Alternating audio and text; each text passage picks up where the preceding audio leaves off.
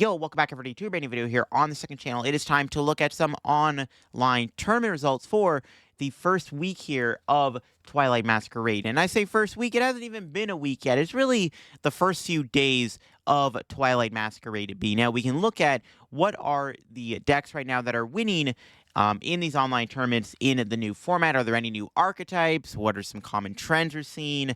Are there any decks consistently getting top 8s? What tech cards are people playing? How is the format looking right now in these online tournaments? Because, of course, this will impact NEIC's meta, and I think that is pretty important to take note of. NEIC is just a couple of weeks away now, so I think it's important to look at these online tournament results and see what decks are doing good now in our new format. Now that we have a different couple decks that have come out that might impact the metagame. Now, I'll leave a link here to play.limitless, the site I'm using down in the description below if you ever want to play in an online tournament for yourself. There's like a new one every single day. They're usually free to play in and all that stuff. And if you're new here to the second channel, make sure to subscribe down below. We're getting close to 14,000 subs, but let's take a look at these tournaments. So the first one we had was the late night 194 here, which to no one's surprise, we saw Lugia win. It's kind of funny. I swear Lugia wins every online tournament every time a new set comes out. But yeah, Lugia is still kicking, and if anything, it did get better with the new set. Of course, gaining legacy energy is a massive upgrade to the deck, because now you can use Iron Hands EX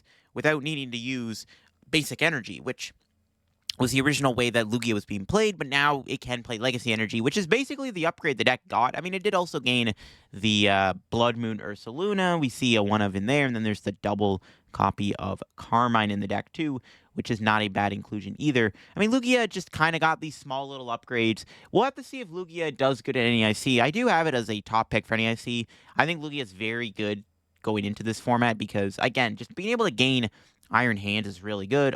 Ursaluna is really strong. You still have Cinccino, which is just a great attacker, especially against Dragapult, because you have a 70 HP Minccino. At the end of the day, it's going to be about getting Lugia's, set up, getting Archeopsis in the discard pile quickly, but I do think Lugia has a lot of potential in our current format. And there's other attackers you could add in the deck. We'll have to see if any other Lugia decks pop up here in this video. In the second place, we got good old Snorlax. I mean, losing to Lugia makes sense. Snorlax is a pretty good deck in this format, but Lugia is a bad matchup. But yeah, Snorlax did, of course, gain the new Flute card, which allows you to force Pokemon into play from the opponent's deck, which is pretty toxic. So I think Snorlax is in a pretty good spot right now. Yeah, just that one little Flute upgrade might be enough for the deck to be good. It still has the Eerie, the Sisters in the deck, the Pennies, the Defiance Fest. Like, everything is still kind of carried over from the previous format with Snorlax. We're seeing here in the second place list, it's got the accompanying Flute, which does make the deck a whole lot stronger because now it's easier to force Pokemon into play, which is definitely pretty dirty. There's a Gouging Fire deck here in top 4, which is not bad. I mean, Gouging Fire might finally see some success because Charizard is getting a lot worse, or it should, air quotes, be getting worse because Charizard might fall off a little bit due to the popularity of Dragapult. If that happens, these big basic aggro decks like Gouging Fire might finally be playable. One of the issues with Gouging Fire is that it's a really fun and strong deck, but it's completely gatekept by Charizard's popularity because a deck like this just kind of can't beat Charizard's. It's almost an auto loss. So having this deck exist now that Charizard is getting worse, it's pretty good, and it is cool to see it get in the top 4 here.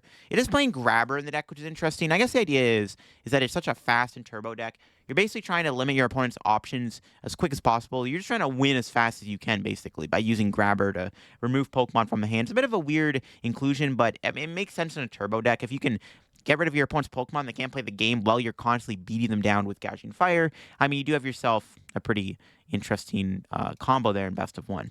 Now, the interesting thing was an Arc Aerodactyl deck here in this top 8. Now, Arc Aerodactyl, I think, does seem decent right now. I mean, Aerodactyl V-Star is not a bad attacker, does good damage, but it also can shut off Lugia V-Star, which is a big deal. It also has the new Ogerpon in the deck, which is nice because even if you do happen to play against Charizard, the Cornerstone Ogerpon can actually win you the game. This deck was actually kind of built to counter Dragapult, it looks like. It does play in Relicanth, so you can use Aerodactyl V's attack, which can discard energy on your opponent's active Pokemon.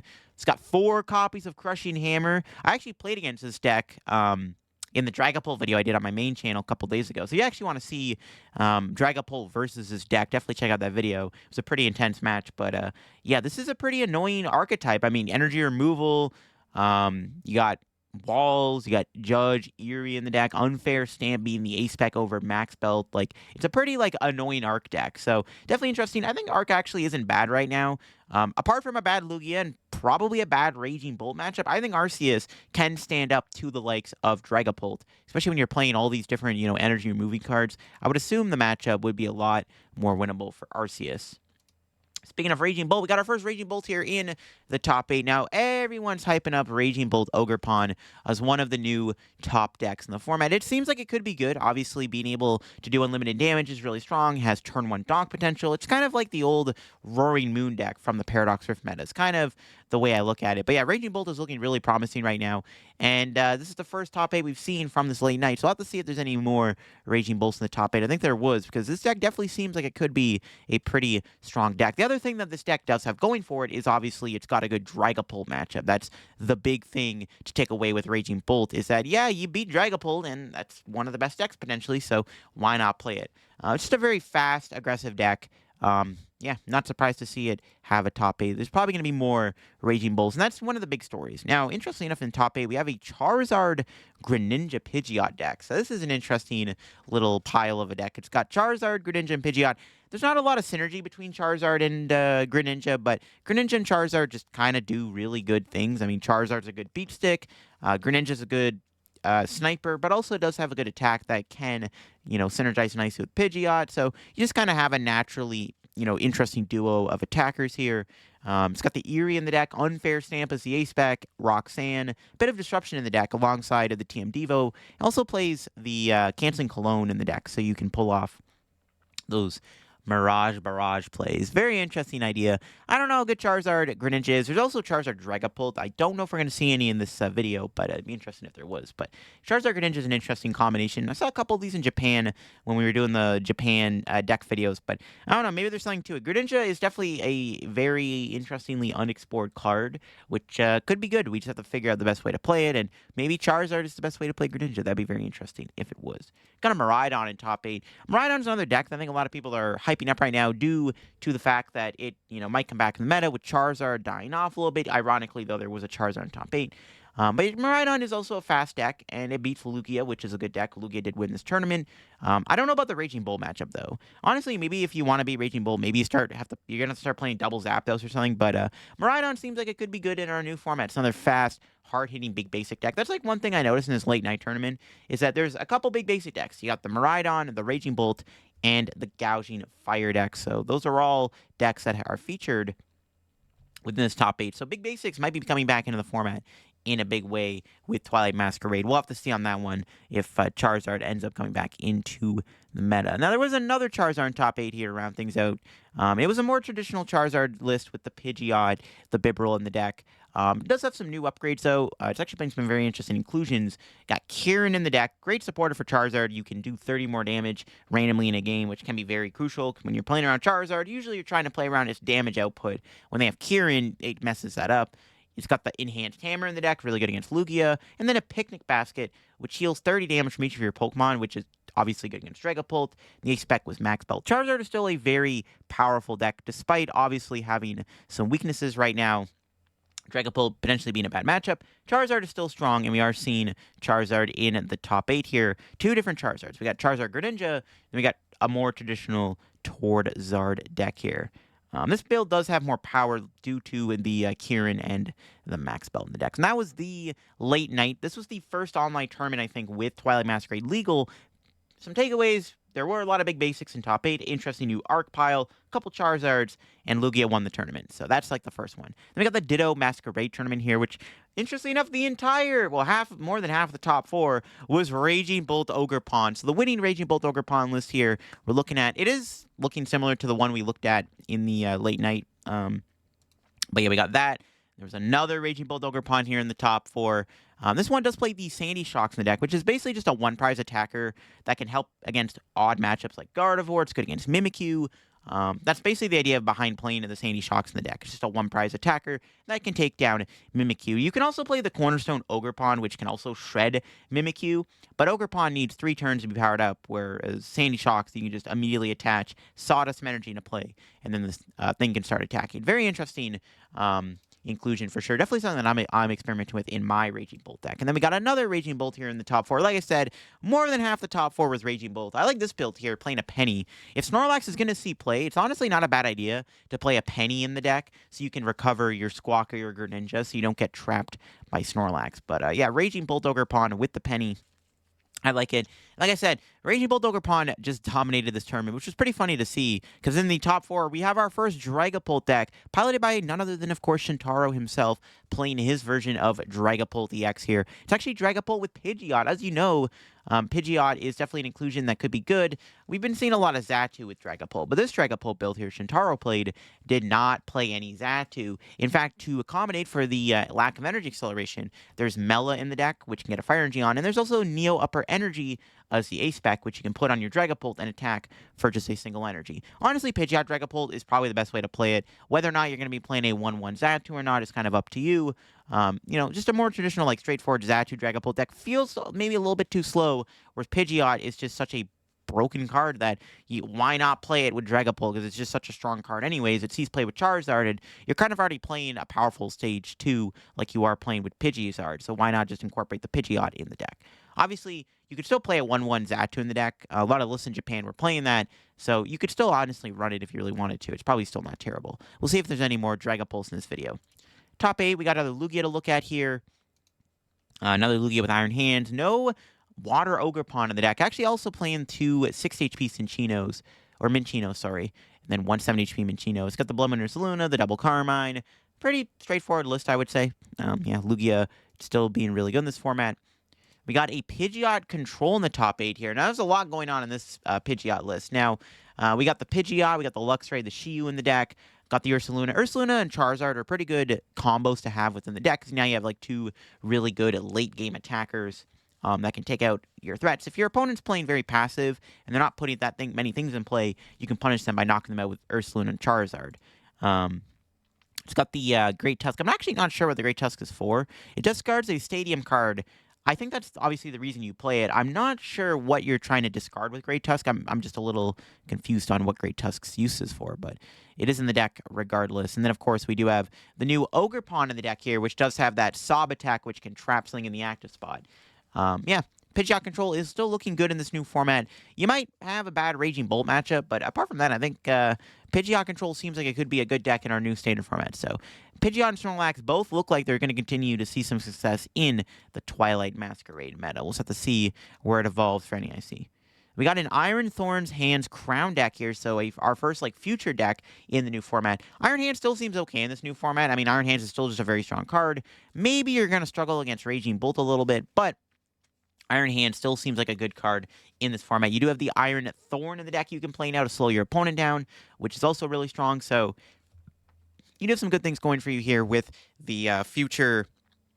I mean, it's not even really future box, even though it does play 2 different attackers. But it is cool to see the Thorns get some success. Again, being able to shut off your opponent's abilities is good. I mean, you're shutting off Pidgeot, shutting off Ogerpon, and those are the 2 big ones, and you're shutting off Lugia. Well, this deck already just almost has an auto win against Lugia already. The Thorns just makes the Lugia matchup even more winnable, so that's kind of cool to see. And then we got another Dragapult in top 8 here. We'll take a look at this build here. It's another Dragapult Pidgeot deck without a Xatu, so it's a bit different than the list we saw from Shintaro in the tournament, but it does still have the Neo Upper Energy in the deck as the spec. No copies of Xatu. Does play the Pidgeot, has Radiant Alakazam, plays Rotom, double Mela in the deck too. So very interesting Dragapult deck here, but still showing how strong Dragapult is in this format. 2 in top 8, so we'll see if there's any more Dragapults in these tournaments. Next tournament here, we got the Twilight Masquerade Free Entry tournament. The winning deck was a Lost Zone Dragapult deck, however, so we had the Dragapult Pidgeot deck, and now we're seeing Lost Zone Dragapult do well. So I don't know about this one. It is a little bit more clunkier because you're playing Rare Candy with Lost Zone, which isn't hard to pull off because you actually build up a pretty big hand pretty quickly. But you are a little more clunkier. You do have the Radiant Charizard in the deck. You got Sableye and Cram. You do have a little bit more support. Sableye is also really strong when combined with Dragapult, because now you have 2 really strong spread attackers. You got the Crammer in the deck, which can be good early game pressure. Can also soften stuff up to be KO'd by Dragapult's attack, which is nice. So there are some synergies with Dragapult in the deck, but it did win the tournament, so maybe Lost Zone Dragapult is something to consider. And then second place here, we had a Dialga Matang deck. Another deck that I don't think is bad right now. I mean, yeah, you do have to worry about your Beldums getting killed by Dragapult, but Dialga seems pretty good. I actually don't hate the deck right now. It might even be good against something like the Raging Bolt deck, because you can knock out the Ogre Pawns with Star Chronos, and then you can Metal Blast. Like, Dialga still seems like it might be an okay deck in this meta. How good is it really? We're going to have to find out. I don't really think it really changes much, other than maybe you want to play more 70 HP Beldums just to offset the fact that Dragapult can knock out your Beldums. But, I mean, Dialga seems okay into Dragapult. You can easily one-shot Dragapult. You need one less energy against Dragapult than you would against Charizard for Metal Blast. I kind of the big takeaway with Dialga there, if you want to ever play Dialga in this new format. Another Charizard in top 4 here. Now, this one is a Pidgeot deck, more standardized Charizard build, playing Prime Catcher, Devo. No new cards, it looks like, actually, just opting for the old stuff. Got the 6 HP Charmander still in the deck, Defiance Band, Devo, Prime Catcher, Ace Specturo. Just playing 8 fires, though, so a little bit heavier on the energy count there. We got another Dragapult Charizard combo deck. Well, I was about to say another Dragapult and Charizard deck, but yeah, we got our first look at Dragapult Charizard. And this deck definitely seems like a bit of an interesting idea. So Charizard and Dragapult actually synergize nicely together. Charizard's ability can charge up Dragapult's attack, and then he can attach a Psychic Energy, so you can build up Dragapult in a single turn. But the other thing with Charizard is it's really good against the stuff Dragapult is a bit weaker against. So all those big basic decks like Raging Bolt, Miraidon, Gouging Fire, they are all really good for Charizard. Charizard does really good against big basics, where Dragapult is a bit better against non-big basics. So you kind of see the synergy between the two. It might not seem like, it might not seem like a normal combo, but it actually does make sense to play both Charizard and Dragapult together. Because like I said, you can power Dragapult up with Charizard. Charizard can help fix Dragapult's more awkward matchups. I kind of like the idea of it. It's something that I've tested myself. I mean, Charizard's such a strong card. We've already seen Charizard, Greninja, Charizard, Dragapult in the top 8 here. This build does play Jamming Tower, 1-1 Pidgeot, 1-1 Bibarel. There's actually a lot of draw in the deck. You got Rodon, Bibarel, Dracloak, and the 1-1 Pidgeot. So, very interesting stuff for sure. We got another future Iron Thorns hands deck here within the top 8. Like I said, this could be the new way to play Iron Hands going forward. It doesn't seem like a bad deck in the meta. Like I said, it does have a good Lugia matchup, which is a big deal. Iron Thorns does have a pretty annoying ability in other matchups, and, you know, that's all you really need right now in the format, in my opinion. Another Dragapult in top 8 here. This one is a Xatu build. So we got a little bit more of a traditional non-Pidgeot EX build here. It does have the 2-2 Xatu in the deck. Plays a 1-1 Bibarel too, so it does have a little bit more draw in the deck alongside Dracloak, Rodon, and Tatsugiri. Plays a Lance in the deck. Easily finds your Dragon Pokemon, like your Dracloaks, your Dragapults. Something that haven't tried yet, but Lance could be really good in Dragapult. You got the Kieran in the deck. Kieran's really good to do 230 damage, which is actually pretty good numbers to hit with Dragapult. It does have Scoop Up Cyclone as the ace spec to heal. So that could be a really interesting card to have. I mean, we haven't really seen Scoop Up Cyclone yet. This is the first time we've seen it so far within this video, but we'll have to see how popular Scoop Up Cyclone gets. It is a reprint, right? It is a card that has existed before, so who knows, maybe it's going somewhere. But yeah, cool stuff, cool stuff. I like this build. A lot more draw in the deck, too. You are kind of offsetting not having Pidgeot. We got our first Lost Box in top 8. I'm a big fan of Lost Box, but you know, when I say that, this is a bit of a different take on Lost Box. We got Frostlass in the deck. You got Monkey Dory in the deck. You got Ursaluna and Moon as your 2 attackers. So no Lightning in the deck, no Raikou or Hands. This is very interesting Lost Box deck. I was expecting like the more traditional build, but this one definitely is a little bit more spicier. I don't hate it. Monkey Dory, Frostlass, Sableye. It's actually not a bad combo. There's a lot of spread potential there. You got your big Moon to KO stuff. You got the Ursaluna, which is a really good attacker too. Huh, I like it. And I guess, like, even though you're going to damage your own Comfeys with Frostlass, you can, like, Monkey Dory the damage off, I guess. That's cool. I like it. It's an interesting concept. Dig at top 8. And in top 8, there's another Miraidon deck here. Yeah, similar to the one we already looked at. Miraidon, yeah, seems good in this format. We'll have to see how good it is. This tournament here, looking at it in the top 8, there was no Raging Bolt. And then finally, we got the Tournament of Doom, the last big tournament here to look at for today's video. This one did have a lot of players in it, and the winning deck was Raging Bolt Ogerpon. So that has now won 2 online tournaments. So Raging Bolt Ogerpon might be legit. Now, this one does actually combine both the Cornerstone Ogerpon and the Sandy Shocks together. So playing the best of both worlds is very interesting. It does have the Prime Catcher, the 4-4 Ogerpon. It does have Mew in the deck, too. The 4-4 Bolt Ogerpon combo split, I meant to say. But yeah, cool stuff, cool stuff. Yeah, Raging Bolt Ogerpon winning 2 tournaments so far. Not bad, not bad. Second place, we actually had a Regidrago deck here. It's actually a Regidrago well, actually just a straightforward It's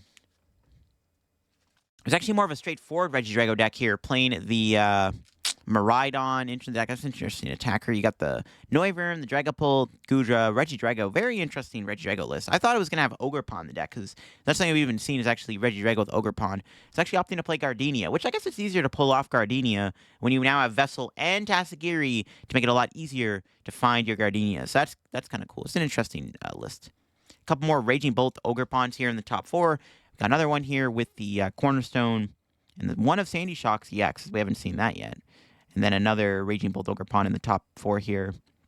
Playing Slitherwing. So all 3 of the different Raging Bolt Ogerpons in this tournament, all were playing different attackers in the deck to support. You got the Slitherwing, the Sandy Shock's EX, and then the Cornerstone, and then the single price Sandy Shock. So that's interesting. Slitherwing's not bad either, though. Then we got another Dragapult here in top 8. Another Pidgeot Dragapult deck here. Kind of looks like what Shintaro played. Got the Rotom, the Lumineon, the Hawlucha, Neo Upper Energy, which I guess if you're playing Pidgeot, Neo Upper Energy does make a lot of sense to play as your ace spec. Just depends on how much Temple Sinnoh and Hammer there is. Got another Raging Bolt Ogerpon playing the Cornerstone Ogerpon in the deck alongside the Teal Mask.